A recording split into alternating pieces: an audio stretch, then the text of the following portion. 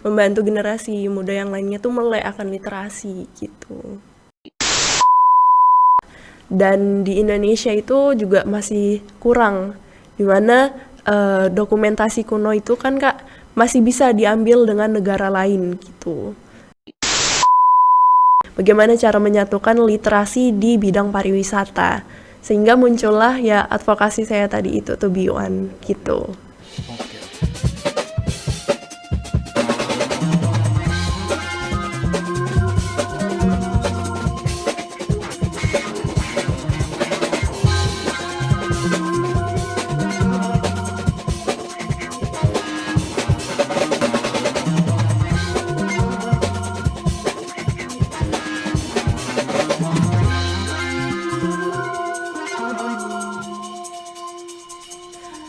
Halo, kita ketemu lagi di Stumat, studio penuh manfaat. Spesial hari ini studio Stumat, studio podcast kedatangan orang-orang cantik berkelimpahan. Alhamdulillah. Sudah datang di podcast Stumat. Hari ini ada Dea, Duta Pustaka Indonesia. Benar? Benar. Saya nyebutnya Duta Pustaka Indonesia. Iya, benar.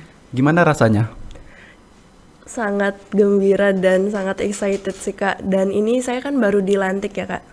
Menjadi winner Duta Pustaka Indonesia itu baru banget tanggal 3 Februari Enggak kemarin. ya, yang maksud aku gini, gimana rasanya jadi orang cantik?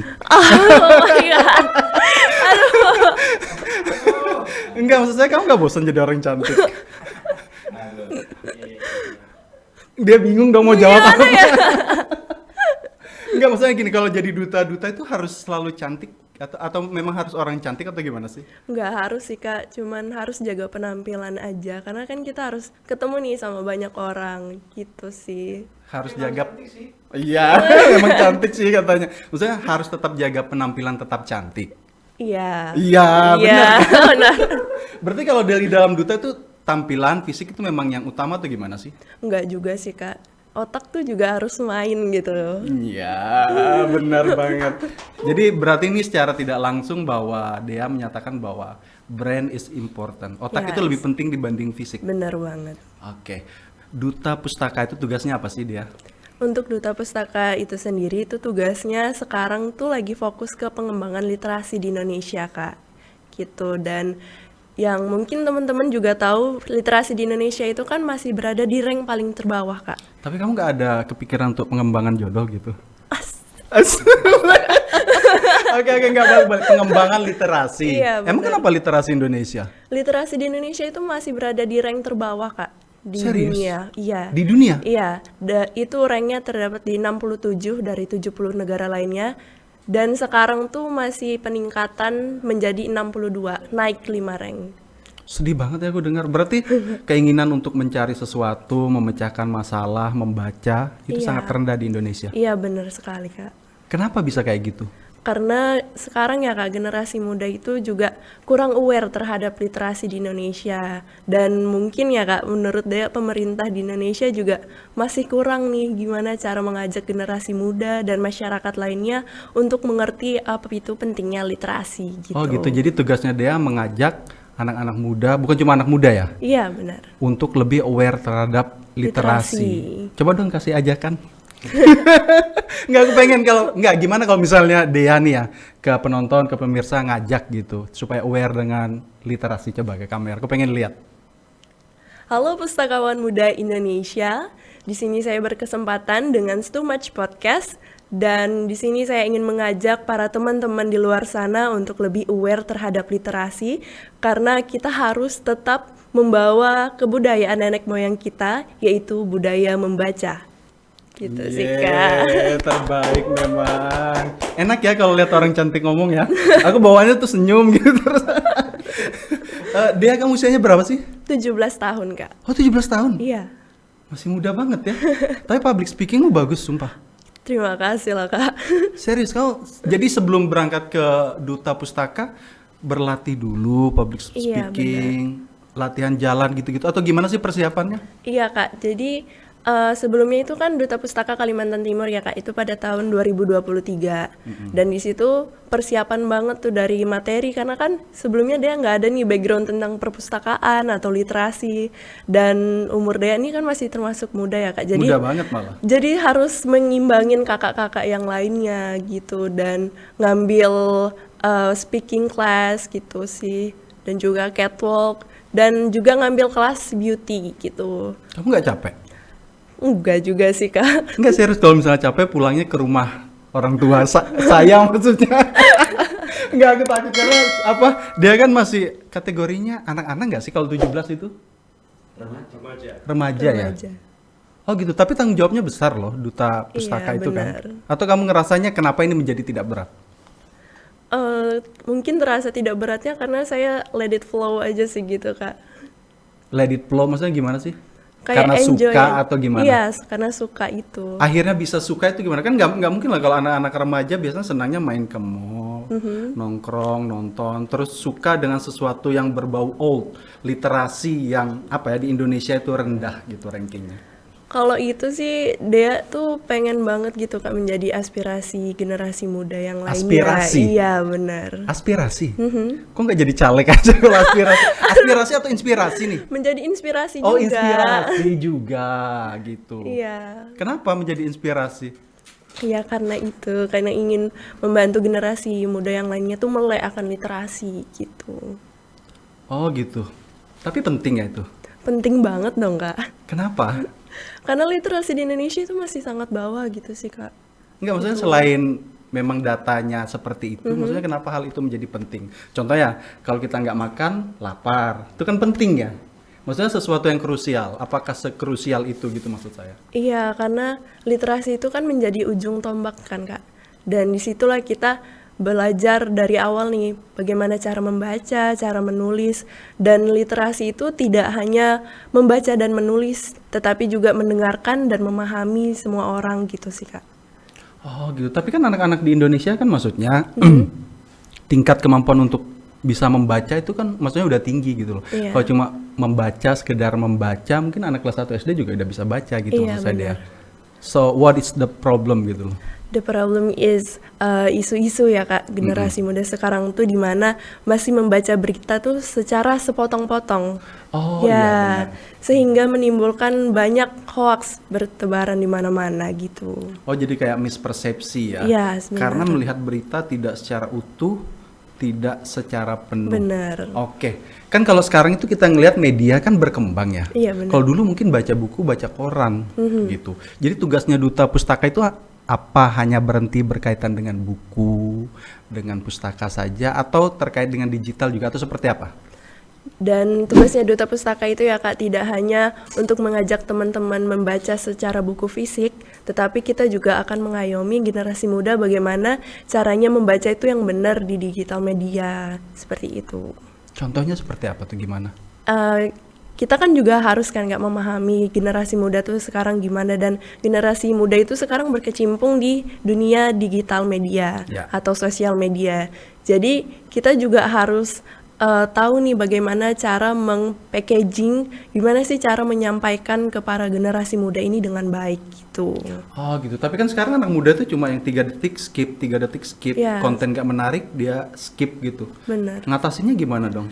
Cara mengatasinya itu ya kita juga harus membuat konten semenarik mungkin gitu. Untuk para generasi muda nih juga ingin menonton video yang kita buat seperti itu. Tapi serius dia, sekarang tuh kalau konten yang serius tuh gak ada yang nonton. Iya benar sih. Jadi ngatasinnya gimana dong? Even yang kayak apa ya, kalau obrolan terlalu serius, sekalipun mereka nggak akan nonton, mau segede apapun TV-nya itu. Iya, jadi kita juga harus memahami bagaimana apa sih yang disuka para generasi muda ini gitu. Oh gitu, oke baiklah.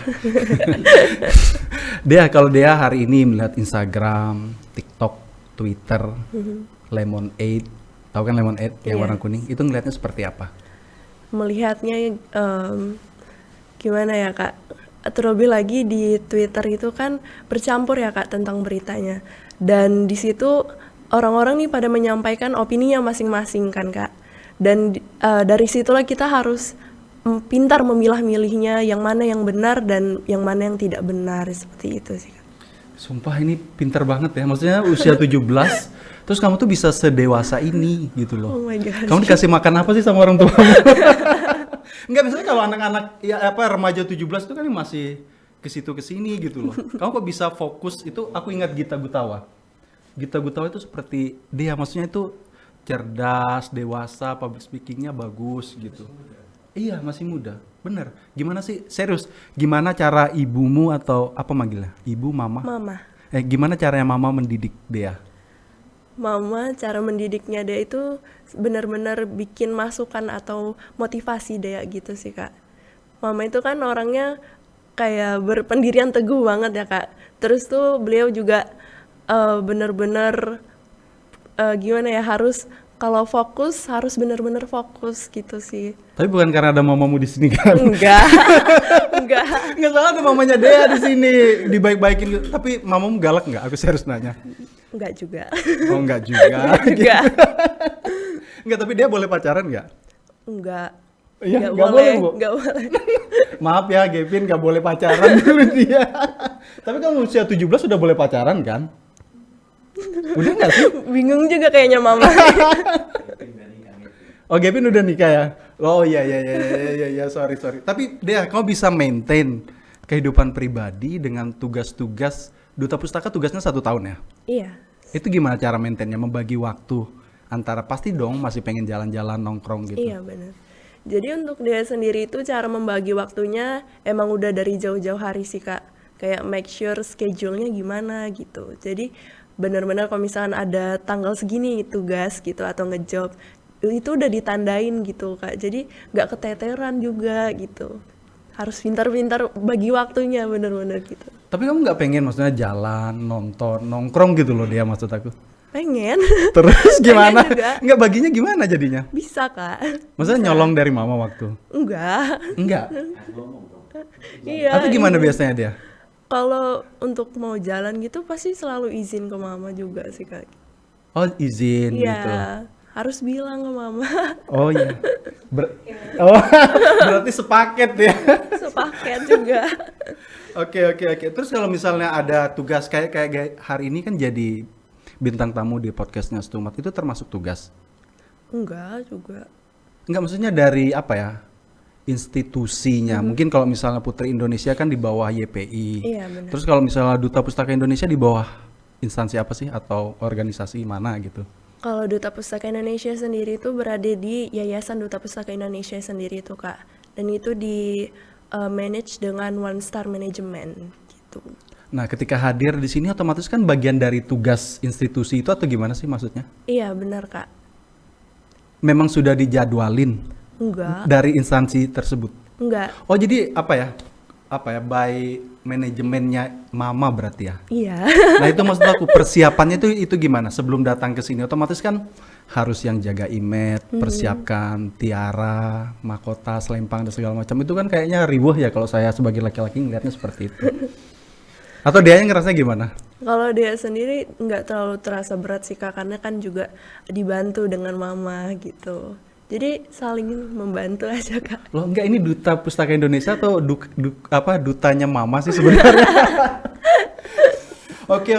Kayaknya ada peran penting ibunya, mamanya Dea di sini. Iya benar. Gitu. Seberapa penting atau sejauh mana mamanya Dea masuk ke urusan Duta Pustaka Indonesia ini? Sejauh itu sih Kak, karena dia juga berasa Mama kan ngikutin Dea kemana-mana dan Mama juga tahu bagaimana perkembangan Dea gitu. Dan jadi berasa Mama jadi manajernya Dea gitu. Oh iya. Jadi buat balancing antara misinya itu biar nggak terganggu dengan maksudnya kepentingan pribadi atau apapun itu gimana tuh dia? Itu sih benar-benar harus memilah-milih juga sih Kak Dea-nya, agar nggak keganggu gitu. Nah, itu biasanya apa yang dia lakukan biar maksudnya nggak keganggu? Kan kadang ada orang memanfaatkan jabatannya untuk mendapatkan kepentingan pribadi, mungkin bisa ketemu A, B, dan C, mendapat keuntungannya. Dia, apa yang dia lakukan supaya hal itu tidak terjadi, biar nggak bias gitu? Oke, kalau Dea sendiri itu harus sadar sih Kak, gimana ranahnya seorang duta pustaka ini kan memiliki background di literasi dan juga penaskahan dokumentasi kuno. Jadi gimana caranya itu ya dia harus benar-benar membatasi diri di mana sesuai ranahnya duta pustaka itu sendiri gitu sih Kak. Oh gitu. Apa tadi penaskahan Iya. literasi kuno gimana? Penaskahan dokumentasi kuno. Nah itu apa dia? Karena saya secara pribadi even sebagai jurnalis, saya nggak tahu itu apa. Kalau penaskahan dokumentasi kuno itu seperti kisah-kisah sejarah gitu Kak. Dan di Indonesia itu juga masih kurang. Dimana dokumentasi kuno itu kan Kak masih bisa diambil dengan negara lain gitu. Oh gitu. Di Indonesia memang banyak banget naskah kuno itu. Iya, Dan itu belum di-arrange sedemikian rupa. iya bener banget Kak. Oh gitu. Jadi tugasnya dia apa nih? Ngumpulin, nyatatin, nyimpanin di perpustakaan atau gimana sih? Enggak, jadi tugasnya seorang duta pustaka ini harus benar-benar mengulik gimana itu penaskahan dokumentasi kuno dan sejarahnya, dan nanti kita akan kumpulkan lalu akan didokumentasikan secara bagaimana duta pustaka Indonesia itu sendiri gitu Kak. Oh gitu. Oke oke. Ini mana katanya mau nyorongin minum teh? Itu si Yanto. Kalau di TV sebelah kan Yanti. Kalau kita Yanto di sini. Oke. Minum dulu.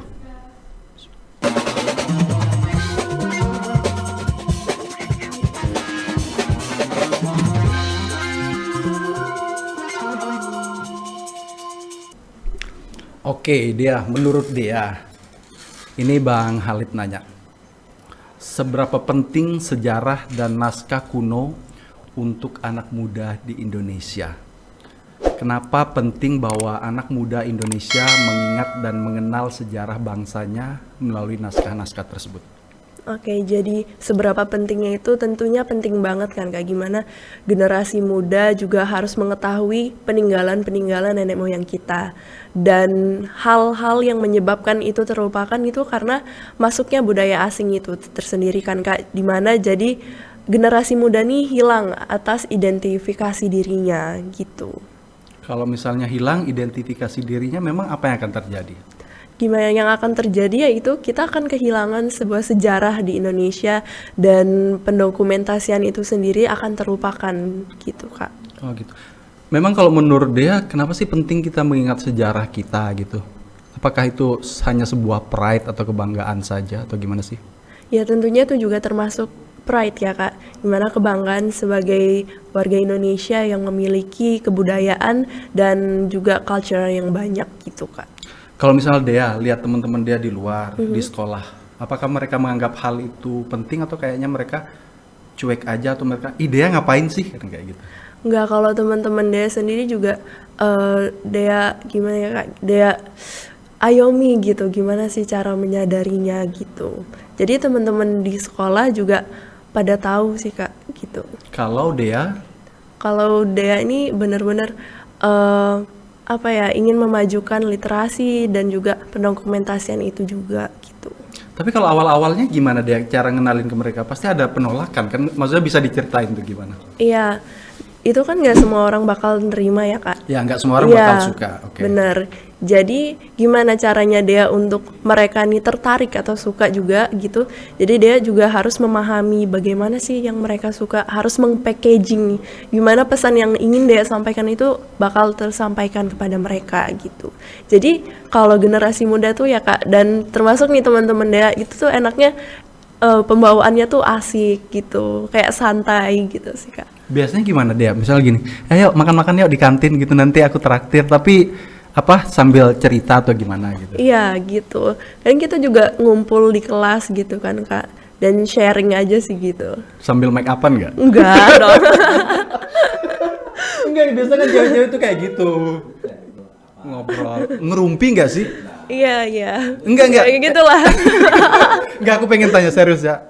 Kamu pernah ngegosip atau ngerumpi nggak sih? Siapa tahu itu kan bagian dari meneruskan informasi. Gosip kan juga seperti itu.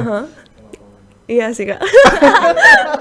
Iya sih Kak. Baru ini saya ngeliat ada Duta Pustaka Indonesia menggosip ternyata. Tapi menurutmu menggosip atau berkumpul dengan teman-teman sekolah itu bisa menjadi cara untuk mengenalkan literasi Indonesia juga? Enggak sih kak. Serius?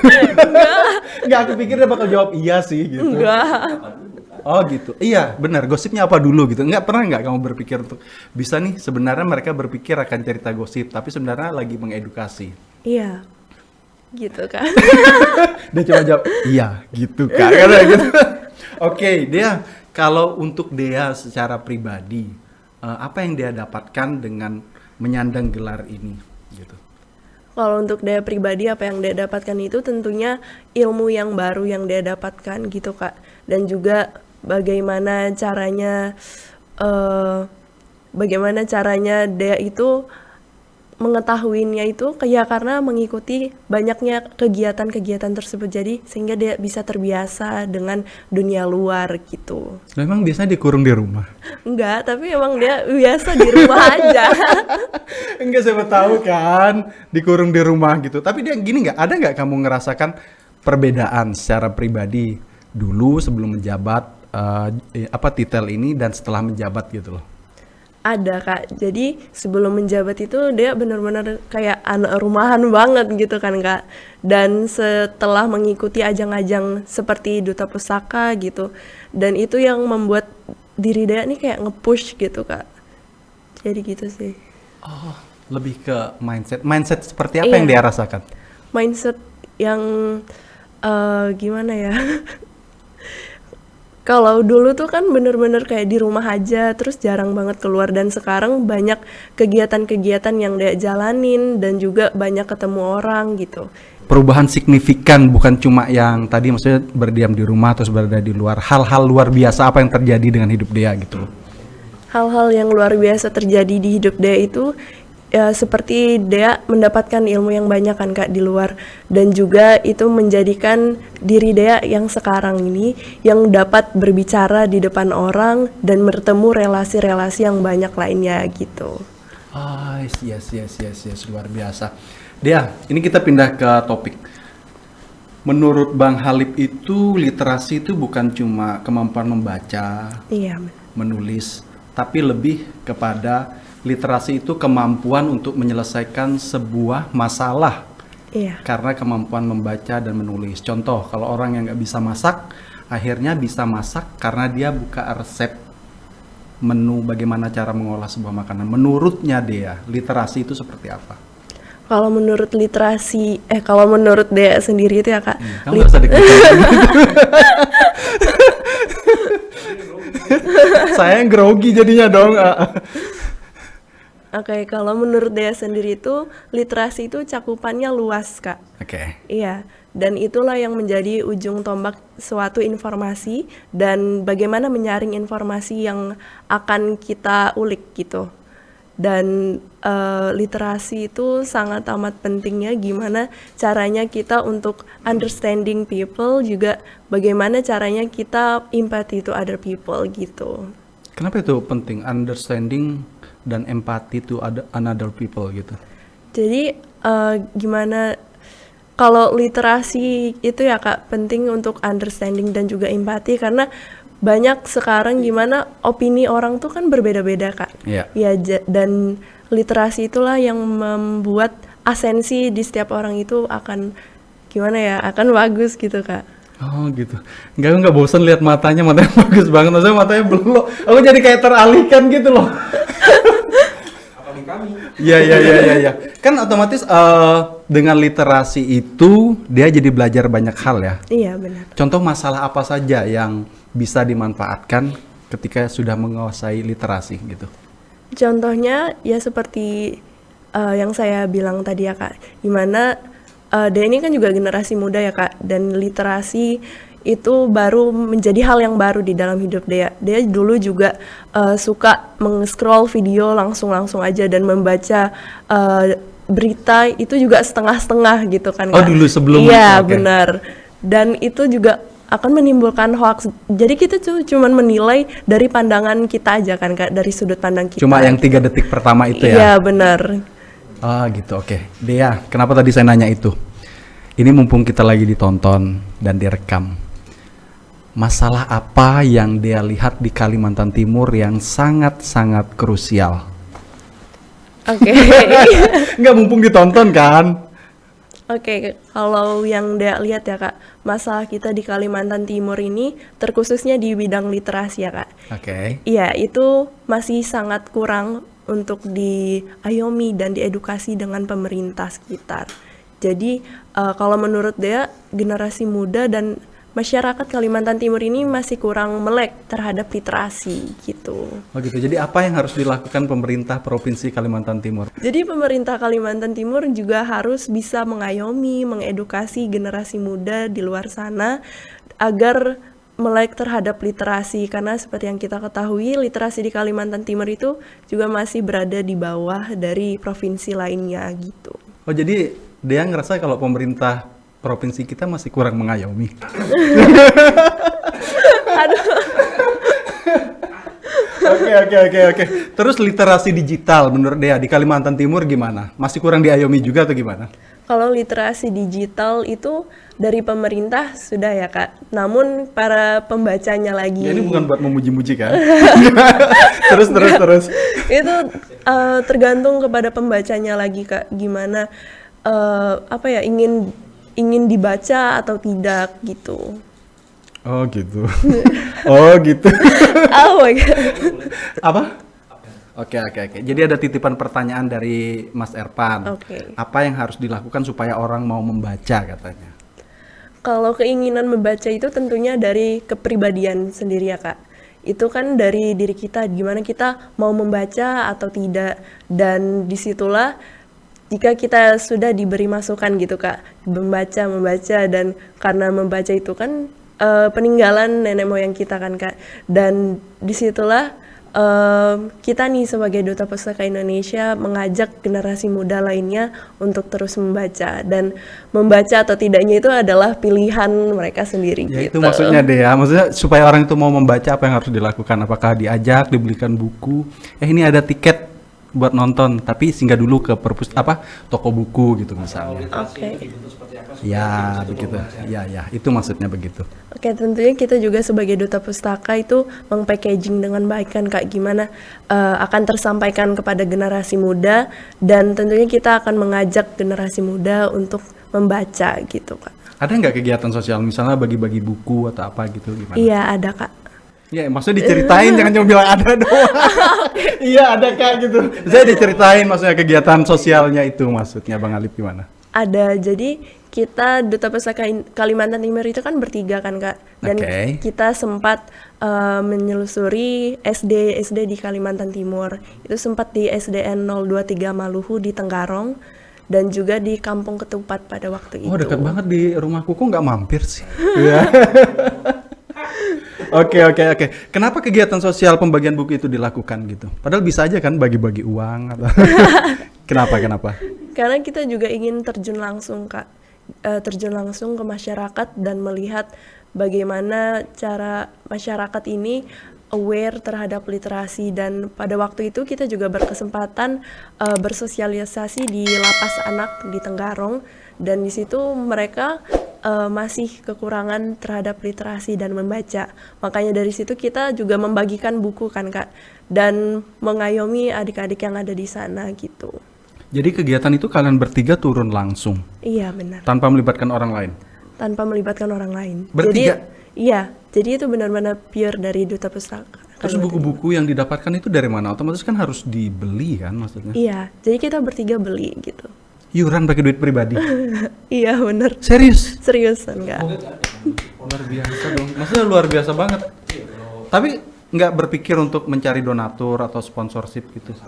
Iya, tentu kita juga berpikir ingin mempunyai sponsorship dan bekerja sama gitu Kak. Sampai dengan sejauh ini apa yang dilakukan untuk mendapatkan itu semua sponsorship itu? Kalau untuk sejauh ini kita masih independen sih Kak, masih mandiri, belum ada sponsorship gitu. Nggak ada ngajuin proposal gitu ya? Ada, tapi belum diterima gitu. Belum sih, diterima Kak. gitu Iya. ya? Oh gitu. Dia Kalimantan Timur ini juga kaya dengan potensi pariwisata. Iya, benar. Bahkan ada 3 tempat pariwisata strategis nasional. Gimana cara dia menghubungkan dunia pariwisata dengan dunia literasi? Oke, kebetulan advokasi Dea sendiri itu namanya To Be One atau Tourism Belongs to Everyone. Di situ Dea menyosongkan konsep literasi dan wisata. Jadi literasi wisata gitu atau wisata literasi. Contohnya berkunjung ke museum atau ke toko-toko buku, dan ketika mengunjungi destinasi di Kalimantan Timur ini, Dea menggunakan konsep storynomics tourism gitu sih, Kak. Apa itu storynomics? Storynomics tourism itu adalah konsep di mana kita berwisata, tetapi kita menggunakan literasi yaitu storytelling gitu. Apa sih bedanya sama guiding turis? Oh, itu bedanya kalau guiding turis itu kan kita di guide aja kan, Kak. Tapi kalau storytelling ini kita benar-benar kayak diceritakan gitu. Jadi kayak supaya kita melek gitu sih, Kak.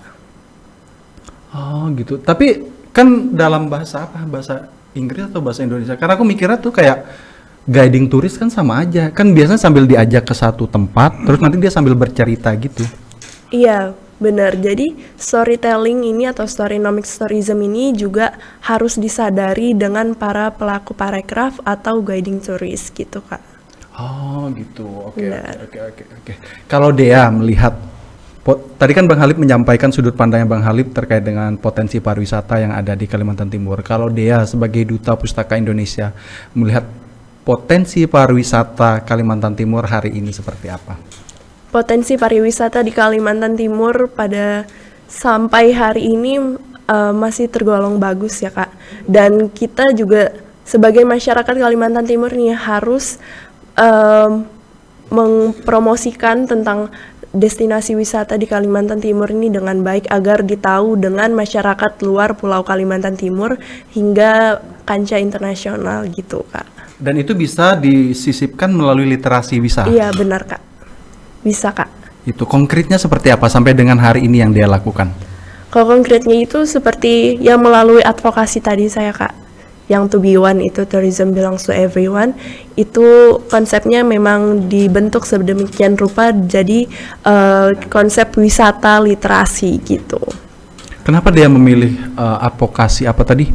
Apa agak susah saya nyebutnya. To Be One, Tourism Belongs to Everyone. Tourism Belongs to Everyone. Belongs to everyone. Iya. Kenapa memilih advokasi tersebut?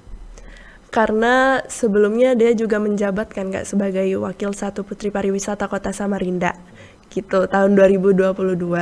Jadi dia juga aware terhadap pariwisata di Kalimantan Timur dan juga aware terhadap literasi yang ada di Indonesia. Jadi dia menggabungkan dua unsur tersebut gitu.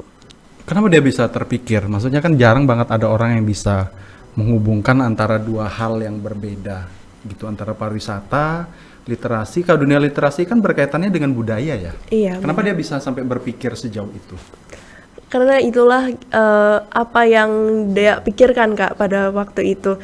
Jadi dia benar-benar ngulik nih bagaimana ya caranya untuk menyatukan konsep storynomics tourism ini. Bagaimana cara menyatukan literasi di bidang pariwisata. Sehingga muncullah ya advokasi saya tadi itu To Be One gitu. Oke. Dea, nanti rencana ke depan tempat-tempat pariwisata apa saja yang bakal Dea datangi atau akan Dea kenalkan melalui konsep advokasi tersebut melalui literasi? Oke, jadi untuk belakang ini saya memikirkan untuk mencoba ke Desa Budaya Pampang gitu. Lalu yang kedua saya ingin coba untuk menggunakan storynomics tourism ini ke Kabupaten Pasir gitu. Nggak pengen ngajak saya jalan-jalan ke Pasir? Oke, Dea, ini pertanyaan terakhir. Pesan buat teman-teman yang sebaya ataupun penonton kita hari ini terkait dengan literasi dan pariwisata di Kalimantan Timur ataupun Indonesia.